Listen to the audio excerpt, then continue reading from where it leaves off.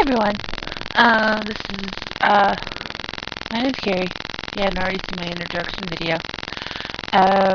And I had another idea for a video. Um, I'm not prepared to do anything about my jewelry yet, but one of the other things that I do love is books, and more precisely, history books. I am a huge history nerd. I love reading historical fiction, nonfiction, um, and it's one of the reasons I like to travel so much. Especially, I love Washington D.C. You can see by some of my postcards up here. Lots of them are from D.C. and the numerous times I've traveled here. And here's the man himself, Lincoln. That was a calendar page that I had torn out because it's a great picture. So here are some of the books that I have, and there are quite a few. So I'm going to try and be brief on them and try and get through them in the 10-minute time allowed. I'll start with my favoriteest, that's not a word, most favorite ones first. Giving like an appearance, you see the little puff of fuzz at the tail. She's coming to help me. Well, this actually was the first one to get me into history. This, kitty, stop it. This is a very old book. It's Under the Stars by Lois Lowry. I actually read this book for the first time in the 6th grade, which I'm not going to say how long ago that was because that will make me sound old. I had a math teacher who was just awesome, and when we had free time and got through all of our work, then she would read a story to us, and that was the book she read. And Kitty, you need to move somewhere. So that, just got me interested, and I started reading about different things. It takes place during World War II in Copenhagen, Denmark, and it's about a girl who has to rescue her best friend and help smuggle her and her family out of the country so they do not get relocated by the Germans, which means shoved off to concentration camps. And Kitty, you're making me mad. Make your appearance. Hi. Go over there, lay down. And it's a really good and exciting book. So then, when I was in the 8th grade, we were studying Diary Van Frank. I've read this book a number of times. Now, this is not the full diary. I don't know if the full version was even released. Because when her father decided to publish this, he didn't want everything getting out. He kind of picked and chose the best ones and edited it, I believe.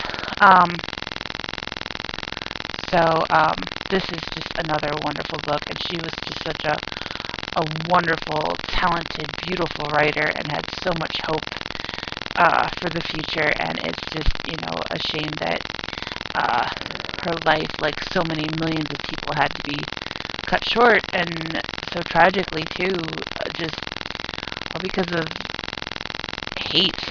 It's just, sad and sick, and I remember in 8th grade, we took a trip to Washington, D.C., and we actually went to the National Holocaust Memorial Museum, and there's a special corner dedicated to her, and I cried.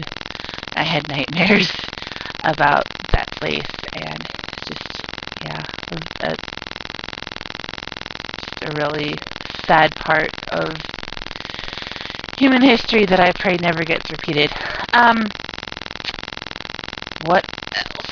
Hold that kitty. Well, there's this.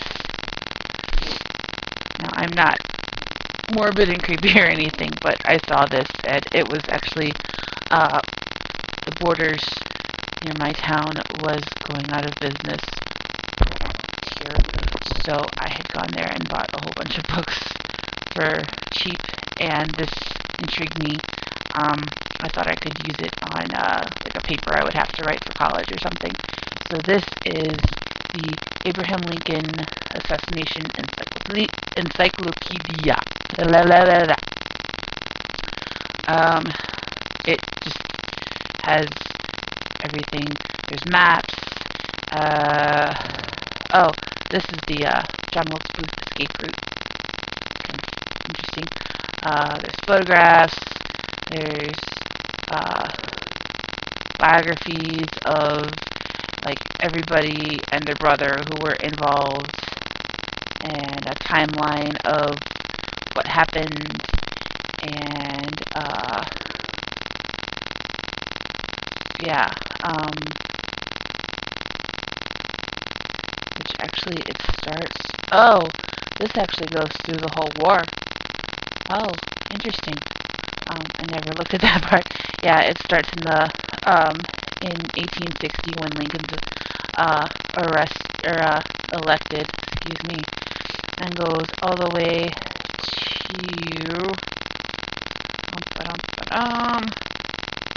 oh July 25th, 1865, when some of the people that were involved got sent to Fort Jefferson in Florida. But yeah, I haven't really looked at this a whole lot. It's more like just a reference book. This is how much of a nerd I am. I have kept my college textbooks. These are actually kind of fascinating. This is a two-part pairing because I needed one for one class and one for another. My U.S. history course. It's actually pretty well written and actually kind of interesting for being a textbook. So that's why I hung on to it to read into it a little more, because let's face it, who actually reads their textbooks while they're in college? The same thing with this one. This was for World Quiz class. Also very well written with pictures and little sidebars and really nice maps. But yeah, again, who actually reads their textbooks while they're in college? Time's running short. Fiction. And then I might have to make a second video. Fiction.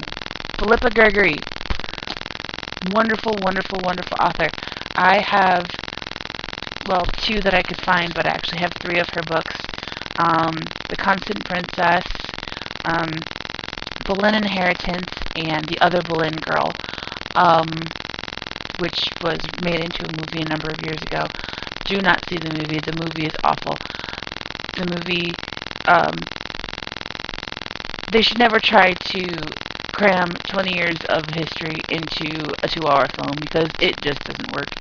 And the portrayals of the characters are just wrong. And it's just all around awful. I didn't like it at all. I sat there just,